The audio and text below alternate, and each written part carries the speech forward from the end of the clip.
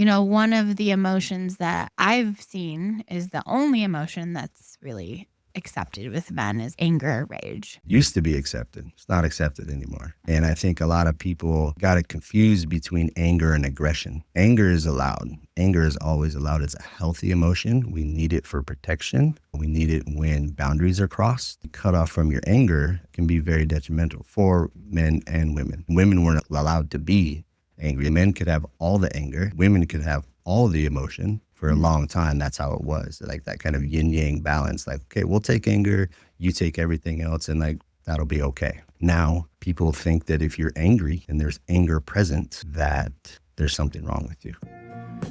Welcome to Follow Your Heart Song, where we reclaim pleasure, break taboos, and awaken to our deepest desires. I'm Rose Heartsong, bringing you raw, unapologetic conversations on sex, spirit, and self-liberation. Let's dive in. I'm really excited because a dear friend of mine has joined me. He has been a friend for a couple of years, a huge support for me in so many incredible ways, especially when it comes to body work. So I am an extremely picky body work person, like to receive body work. Body work, for those of you who don't know, is massage. And he's also a men's work facilitator, a breath work facilitator, and just an awesome, genuine human being. We have a lot of fun conversations when I'm on the massage table. And sometimes I feel like I'm on a medicine journey when I get off the massage table, kind of get high and have breakthroughs. And I always say kind of like it's also, I have my therapy sessions with you. His name is Adam Kristoffer. Welcome, Adam. Thank you for having me. Yeah, thanks for being here.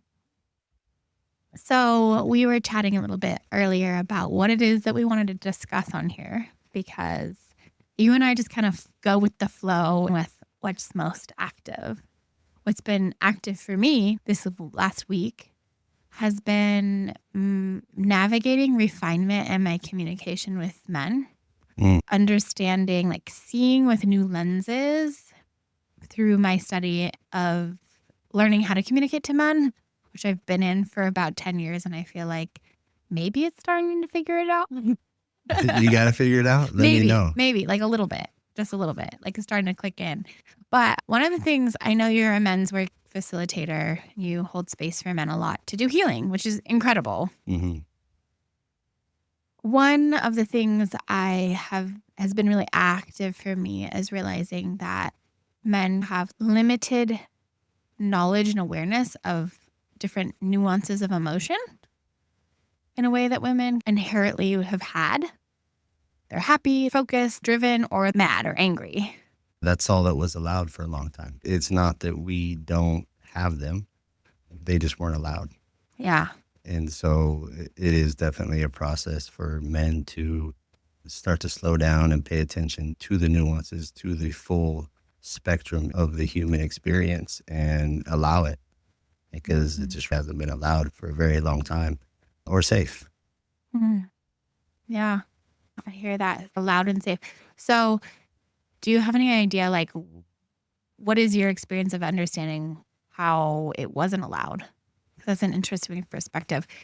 I want to hear it from you. Yeah. For me, it's like, I feel like from my perspective, it's like, oh, men didn't know that was an option. But now, actually, I guess now that you brought it up, it's coming as like, if you're a baby, don't cry, don't show your emotions. That is taught to young boys. It's definitely taught. I mean, World War II era men, very different. You know, the John Wayne, the stoic, that's what it was. You didn't cry.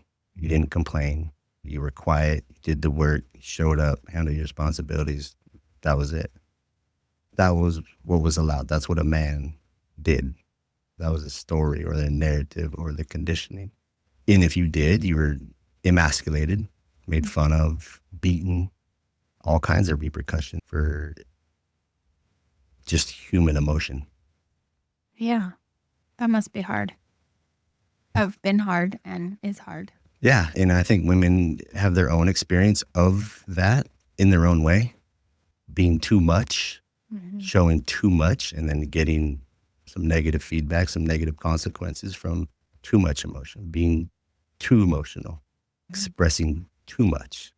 And so, they get the too much wound. Men get the not enough wound. And oftentimes they'll ping pong that back and forth to each other. Yeah, for sure. So for a man, like I'm sure you've worked with men who have never done any sort of personal growth or personal development. Do they usually come to you from your breathwork workshops, or how do you feel guys find you besides me sending them? Yeah, mostly you. Yeah, it's, our group is local. We've wanted to focus just on local in Orange County here. I've been a part of a lot of groups online and different things of that nature, trained with different groups online. It has value and support to connect with men in that way. But I think truly building a community and changing the culture of men happens locally. Men you can meet, men you can go out to dinner with, you can go hiking with, you can actually form that community and that bond with. So it's spread through a lot of word of mouth, having conversations with people like you. A lot of women refer men to the group as well. So it's been an interesting way that it has grown over the past year and a half. That's amazing. Yeah, it's been a year and a half. Oh, wow. So one of the things I love about what's happening right now is I feel like there's this transition of men's groups happening. They're starting to become more of a concept or a thing. Yeah, absolutely. For a man who's listening right now, what would you say would be a good first step to start having a healthier relationship with different aspects of their emotions? You got to get into your body first. You have to get out of your head and into the body. For me, it was a very slow process to learn how to feel. I was very numb, very shut down. Didn't allow those big energies, or those ones that really constricted you. I didn't know how to feel. So I had to go through somatic experiencing, do a lot of somatic work with different therapists. Mine started with feeling the water from the shower onto my body and learning how to connect with it that way. Like all the physical sensations that I started to feel that I just wasn't aware of or paying attention to throughout my day and my living experience. And that's how I started to feel. Like it was even biological processes. Like when you go to the bathroom, there's sensations there. Feel those. Yeah. That's really where it started. Like infancy stages, going through somatic experiencing and the work of Peter Levine.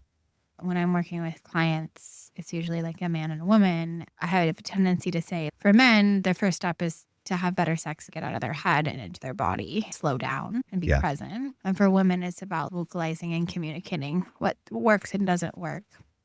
As a woman, I find when men are not in their body and they're fully in their head all the time, my nervous system doesn't feel as safe to relax around. One of the things I say about you often is how safe you are in the massage room. The container you hold is very clean and clear and present. And you work with the body and you're very attuned. My experience of you is very attuned to presence. So I appreciate the work you've done. Thank you. Yeah. It's one of the reasons I have you here today. So getting out of the head, getting into the body. And, one of the emotions that I've seen is the only emotion that's really accepted with men is anger or rage. Used to be accepted. It's not accepted anymore. And I think a lot of people got it confused between anger and aggression. Anger is allowed. Anger is always allowed. It's a healthy emotion. We need it for protection. We need it when boundaries are crossed. But to be cut off from your anger can be very detrimental for men and women. Women weren't allowed to be angry. Men could have all the anger and no other emotion. Women could have all the emotion and no anger. For a long time, that's how it was. Like that kind of yin yang balance. Like, okay, we'll take anger, you take everything else, and that'll be okay. Now, people think that if you're angry and there's anger present, anger or targeting anger at someone. And that's aggression. Yeah, that's true. Oh, yeah. That's aggression. In the ways that you were saying, it'll come out passively, which is how a lot of people will use it, not to categorize women, but because of that, the direct anger and aggression won't come out because of the safety. And so it'll come out kind of passively in bites and quits and jabs and things like that. Sometimes people will do that. So it'll come out passively. That's why it's called passive aggression. Or it'll come out directly. I can understand for sure. If there was somebody twice the size, twice the strength of me, and they were angry, that's not safe for me. That, if an NFL lineman was angry and I was around them and it was because of me or directed at me or something like that, like, yeah, I'm not going to be like, no, it's fine. No problem. So when you say that anger isn't accepted anymore for men, can you talk more about that? Because they're confusing anger and aggression. Aggression's not okay. Yeah. Not okay. So what is a good, healthy way for a man to express anger? I mean, there's a lot of somatic tools. You can go and do breathing. You can go do meditation. Our good friend Derek has a practice called sacred rage where you can go and yell and hit passive things. Being able to move the energy. Like a pillow as a passive. Like a pillow. Or a bed. Not a wall. Don't hurt yourself. Go in a pool, hit water. Just move the energy. Lift weights, do push-ups, do squats. You can move the energy until it settles. And then you come back. Yeah, I think it is important to feel the energy because I feel like the suppression of the energy creates disease in the body a lot of times. It creates a lot of heat. Yeah, it does. Yeah, it creates a lot of heat. If we don't move the energy, it will have an effect on your body in some way. Absolutely. I also have been noticing this week and today, I wish I remember the name of the book. The 4 Agreements, right? Yep. Don Luis Hay. Mm-hmm. Miguel or Don Luis Miguel. And then he has another book about love. Do you remember? The Mastery of Love or something? Mastery of Love. Yeah, he has a mastery. Yeah, I mean, he has so many, but yeah. Have you read that? It's been a while, but I have, yeah. So the concept that is always stuck with me from that is how us human beings are like we're walking around like our skin is burnt. Even a little tickle on our skin can explode because it's so painful. And like instead of going around and taking salve and soothing our skin with the salve and supporting each other in healing, we're like taking salt and scrubbing it into the wounds and poking each other. I think we all do it. I think men do it to men, women do it to women, women do it to men, men do it to women. And it was really illuminated to me, like seeing it, but not being in the reaction of it, but being in the pain of it, right? So like somebody is reacting to you and I was able to see the wound clearly. And I saw my wound clearly and I'm like, oh, my wound is getting poked and their wound is getting poked. I don't know what to do right now. Separate. Yeah. It's time to move away into its space. When you're both in your child selves, take a time out. Always good to take a time out when you're both in your child selves. Yeah, absolutely. Our nervous system is very hijacked. It's not very resilient for a lot of people. I've heard that quote going around where most people walking around are emotionally and inside nervous system wise like 8 to 12-year-olds. Most of us. I don't think it's necessarily men do it to women and women do it to men type of thing. It occurred in a relationship early on and it happens in a relationship. It really doesn't matter if it's man to man or women to woman. The conversation has to expand beyond that one-to-one generalization of man to man, woman to woman. Like in relationship, these things occur. And sometimes you really have to release the messenger, the catalyst that activated that in my system to remember it. And so I could feel it without any story, without any blame, without any self-gut, like judgment or shame, and really unshaming our experiences of being human and allowing that energy to feel it, to allow it to move through us in a safe way. Yeah. Yeah, I was just thinking about like in that men have been not allowed to feel their emotions through societal conditionings. How brave it is for a man to go to a men's group. Yeah, it's really uncomfortable. It's Yeah. really uncomfortable to do that, because most men don't have deep male friendships. So just stepping into a group of unknown can be scary enough. We have a lot of wounding. around that relationship as well. We can say men this, or I don't trust men. Like, men don't trust men almost just as much as women don't trust men as a whole, right? Like, they were the ones that were beating me up. They're the ones I look out for when I take, my daughter, or I'm out with my friends and I'm out in society and I'm scanning and protecting. I'm not looking at women. I'm looking out for men. So there's an inherent kind of distrust, if you will, and so learning how to have that new experience of trusting men, of being open and sharing your humanness and your experience. I think once men are able to experience that in a kind of sacred way, in an intentional way, they realize they're not alone. Like, that's the biggest thing. I'm not the only one going through this human experience, even though I think that I am. One of the things that has been surprising to me in using the label of sex coach and taking on clients is the amount of sexual abuse that men go through. More than women. Yeah. And it's not talked about at all. No, 1 in 3. It happens A lot. Yeah. And that's been really hurting my heart lately. It's people have been sexually abused. 1 in 3, 1 in 4 is not great. Nothing's great. People, like humans, have been, in young ages. It's young very ages. common, and it's so heartbreaking. One of the things I do want to bring up about that, though, is it's much more socially accepted to talk about women being sexually harmed in our society. Yes. Right? Yep.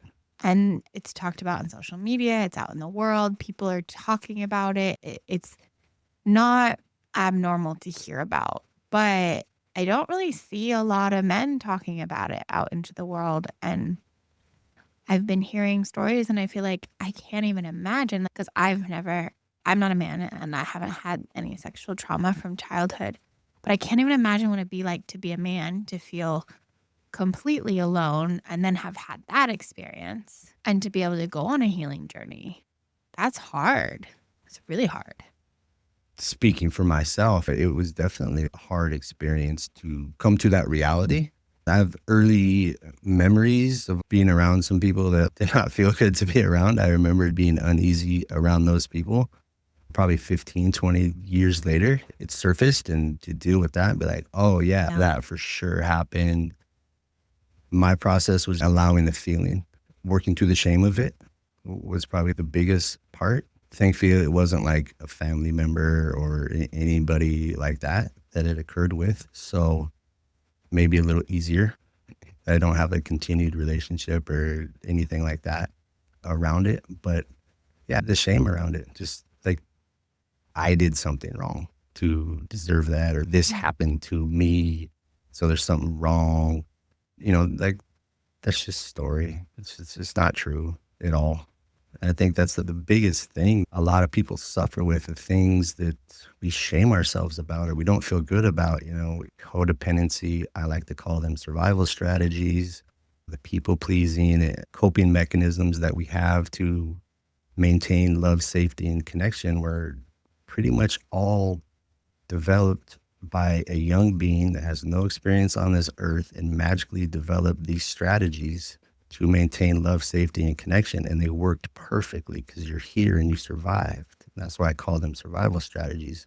And they served a purpose at that time. Now they don't, as we mature past that. And we haven't matured into authenticity and out of attachment and autonomy. But the things that we shame ourselves for often are just our basic survival as a human, and was us acting perfectly. In the moment. With no experience. Yeah, it's true. Wow. I want to talk about somatics. A lot of people don't really understand that word. It's being aware of the sensations in the body through different modalities. One of those modalities is breathwork, which you facilitate. Love it.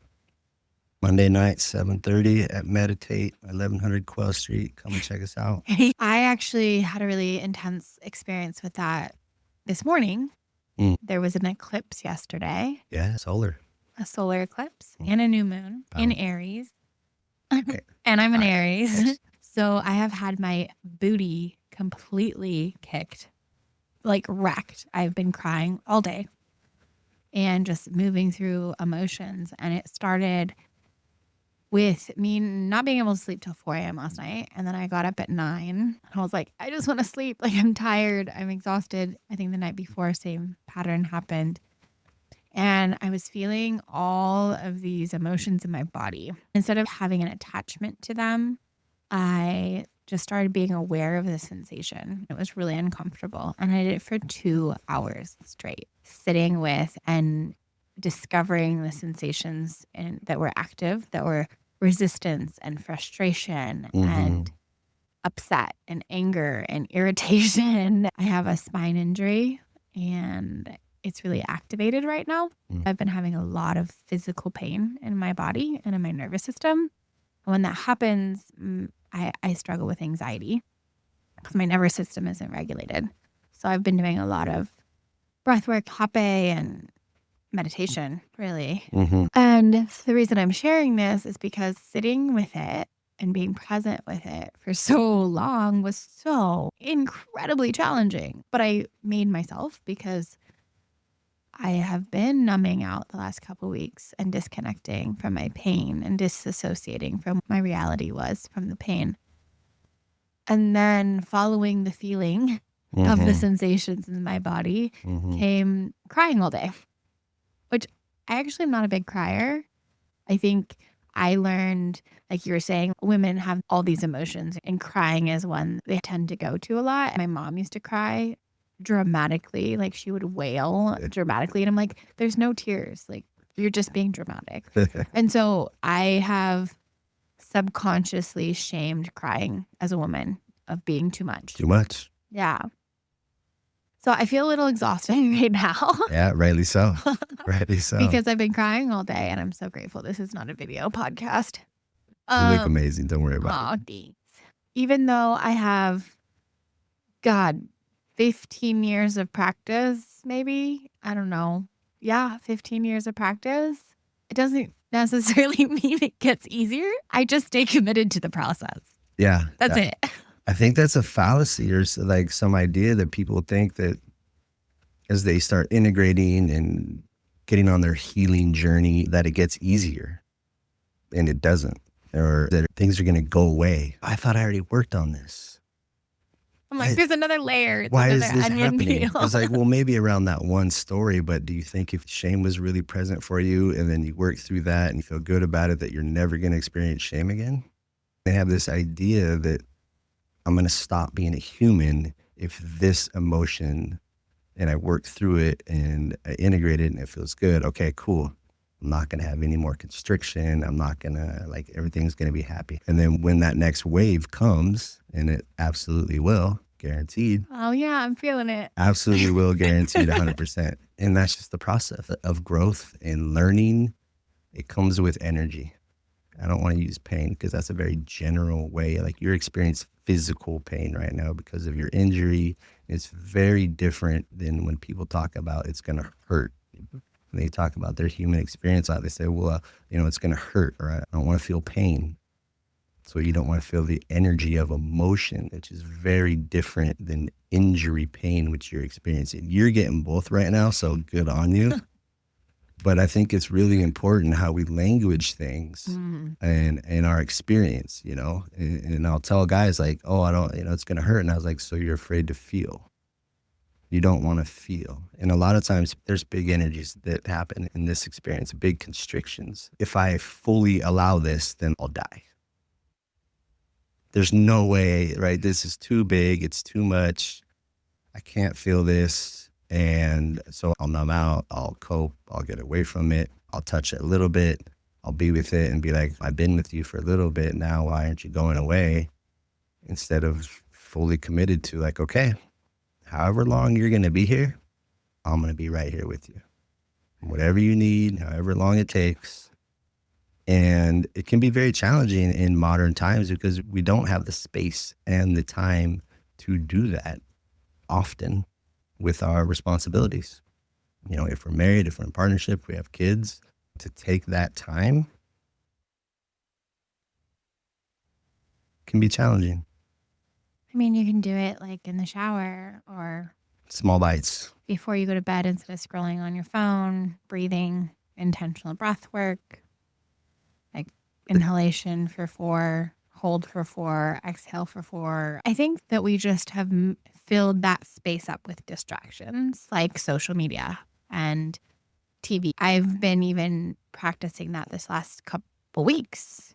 I was playing stupid games on my phone so I wouldn't have to feel the pain in my body. Right.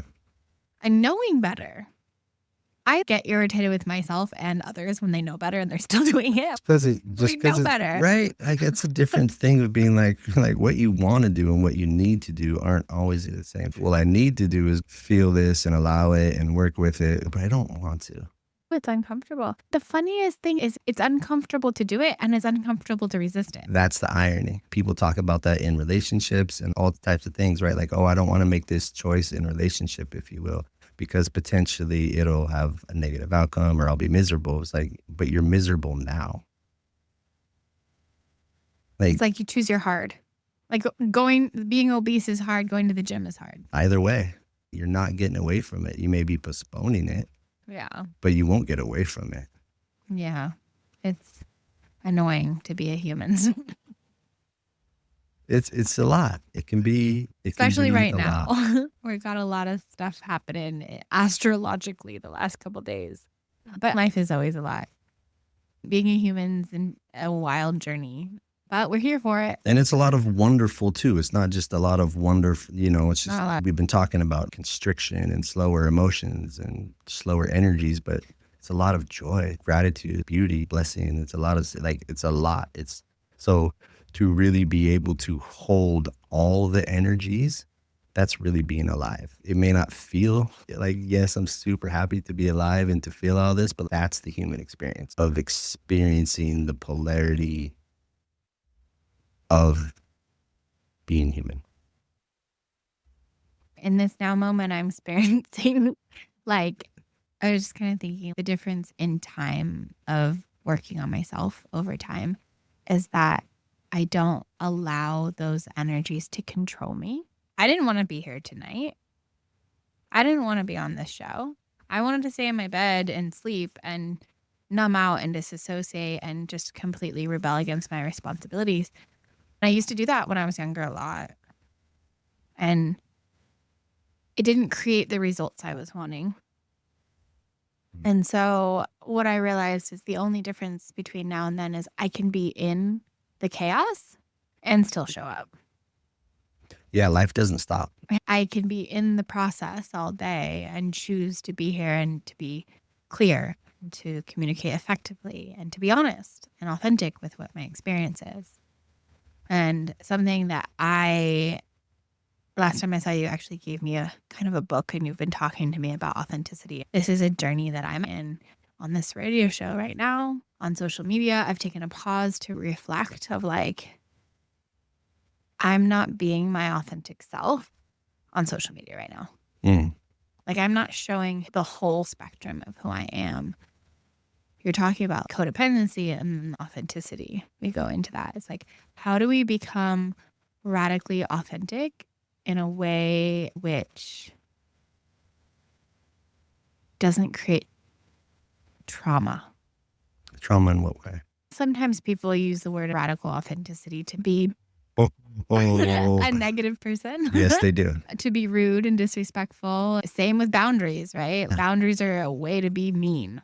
Guarantee that if someone hasn't had boundaries before and they're first learning to set boundaries, they're going to be a jerk about them. I'm going to die on this wall about this thing, and very staunch in that. And, I think it's, again, how you language things. You can communicate authenticity without being a jerk, without being offensive. You can speak truth without that, right? If you say, do these jeans look good on me? I could say it in one way, or I can say, you know what? I've seen jeans on you that look amazing. That designer, that cut isn't working for you. Let's go get you some jeans, or the ones that actually do work for you. And so there's ways that you can communicate authentically without attack, without aggression. Using I statements is a very easy way to be authentic. You know you and authenticity. Then you're blaming, then you're pointing. You're not, you made me do this, you did that. I feel this way. Well, the I feel part's authentic. That's true.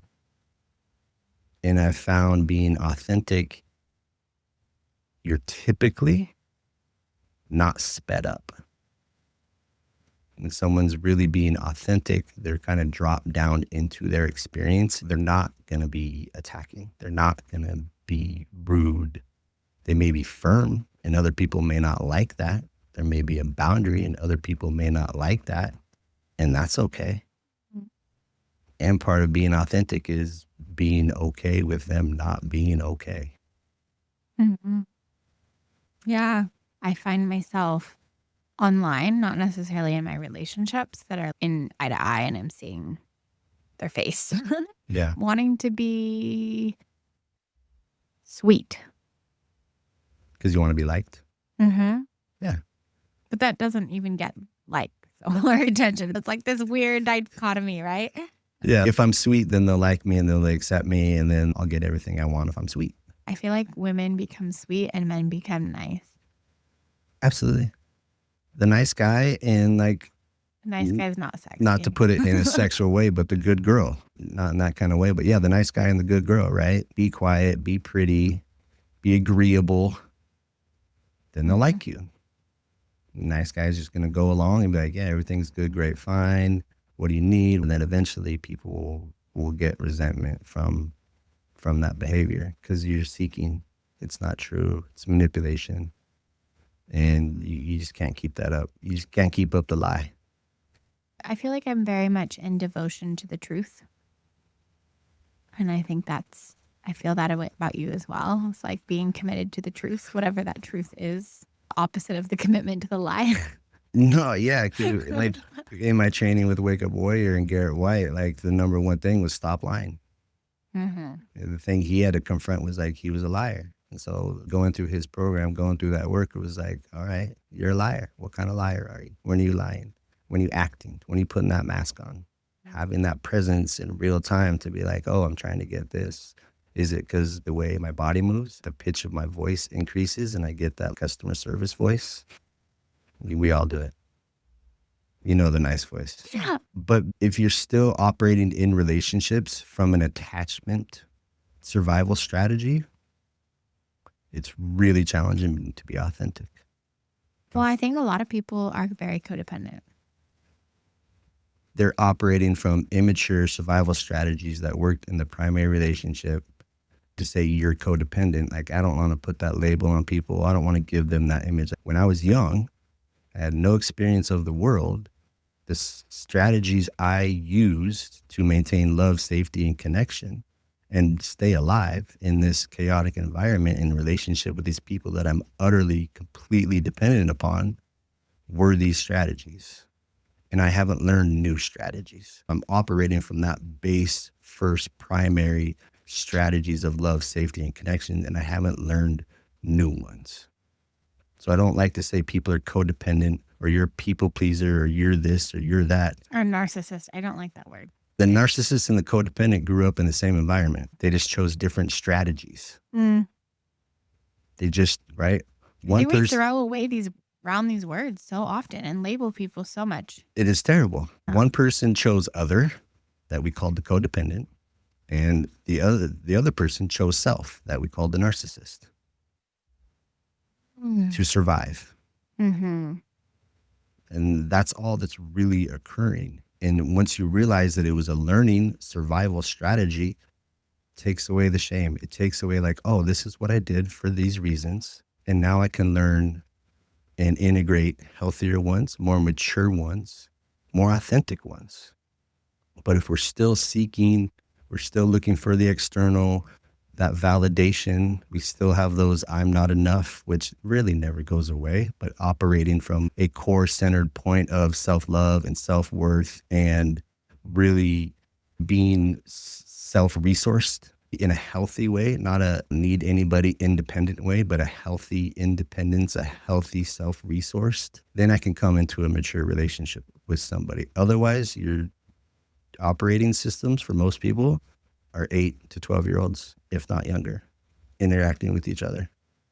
That's what's happening. Yeah, I had a huge not enough process today. That was part of my crying. And so in psychology, we have 3 core wounds. I'm not enough, I'm not worthy, and I'm not lovable. And we have a tendency to subconsciously believe these. Sometimes people who are doing the work can be aware of that, but we have a tendency to look for evidence to prove ourselves right about the concept by manifesting situationships or experiences into our lives to prove, like, oh, see, I'm not enough because this happened, or I'm not enough because that happened. Luckily, I've been working on that for 15 years. And so today I got to see it Yeah. as, oh, this is a not enough wound coming up. Got it. See that check. Still hurts, still crying, still upset, but it's not personal. And it's my wound poking their wound and their wound poking my wound. And I don't know what their wound is, but it's probably similar. I had this somatic experience. Actually, I called it Dear Sister Skylar, and I was hysterically crying. But I knew what I was going into. Like, I was like, I need help. Like, in that moment, I couldn't self-soothe. And she helped me get present to what I was feeling, had me explain what sensations were happening in my body. And as I did that, I realized, like, I saw this super clearly, like I've never seen before. So it expanded. I had an expansion in my growth of not enoughness today. I realized that my mom gave me the not enough wound.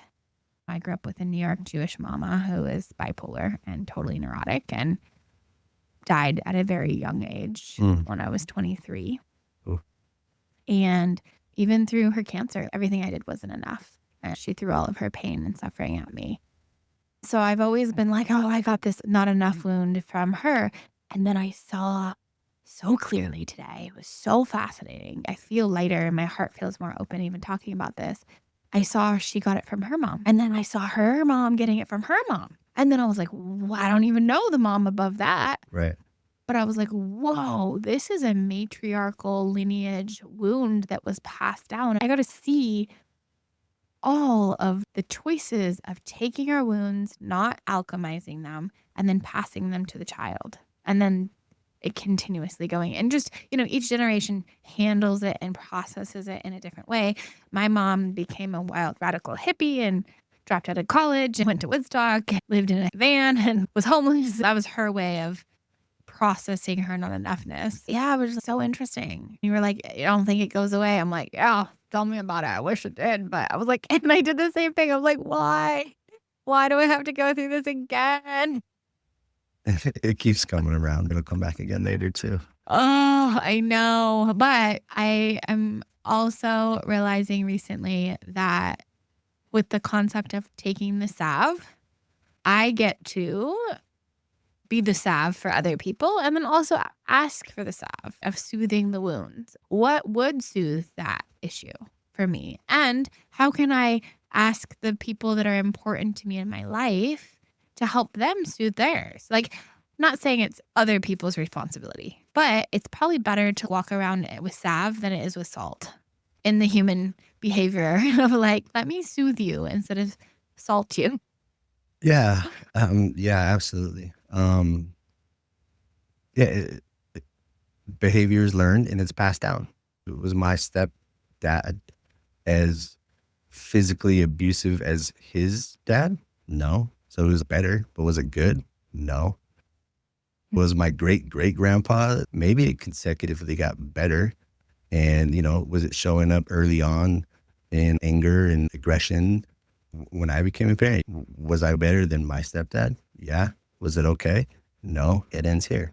We get that choice. But if you decide to take that on, you're going to have to experience it again and again to learn how to work with it. And I don't think that's what people understand. When you want to get rid of something, you have to experience it a lot because it's learning. You don't get it one time. You may get a piece at a time. And so you have to keep experiencing these things. There's different energies that people work with more than others, right? Like some people work with depression and other people work with anxiety, right? Like some emotions are going to be more present for others than whatever you're we all have our themes, if you will, that we learn that we're continuously working on. But to relearn, you're going to have experiences for learning. Well, I think their nervous systems aren't programmed to be able to process it all at one time.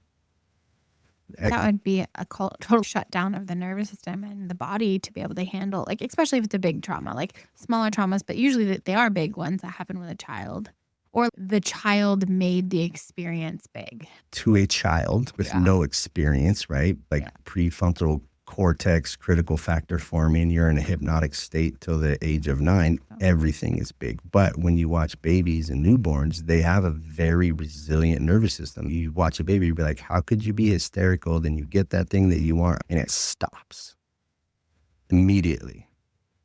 They don't have a lot of conditioning and experience that clouds that over. So nature and nurture, if nature were potentially different, I don't know. I'm not an expert on these things, but we start with a healthy nervous system that is resilient. Like when a gazelle gets done being chased by a lion, they shake it off, go back to eating grass in the herd as if it didn't happen. It doesn't stay with them. Yeah. And so a lot of times we're not completing things. And we say our nervous system can't handle it. Well, we have a lot of things that haven't been completed. And it stacks up. And then it's a lot. And it stacks up. It's 10 years, it's a decade, 20 years. 30 years. How long have you not addressed that? How many instances has that continued to happen and occur in your nervous system without resolve? Yeah, it's a really good question. And so if you have 10, 20, 30, 40 years of a behavior, it's going to take a while to rewire that. It doesn't happen overnight. And you're going to need a lot of instances for you to make new choices. So it's going to keep happening. And a lot of different ways of doing it. One of my favorite quotes is, the definition of insanity is trying the same thing over and over and expecting a different result. Absolutely. We are going to have to start rounding our conversation up. That was so quick. I know. We did a flow. So I know that you have a men's group in Newport Beach. Yes. At Meditate. At Meditate. You can find us on Instagram, the Align 365 Project. Every other Tuesday, we're meeting in person there. We have one coming up this Tuesday. I have breath work at the same spot and Meditate Mondays, every Monday, 7:30 to 9. Breath work and sound bath.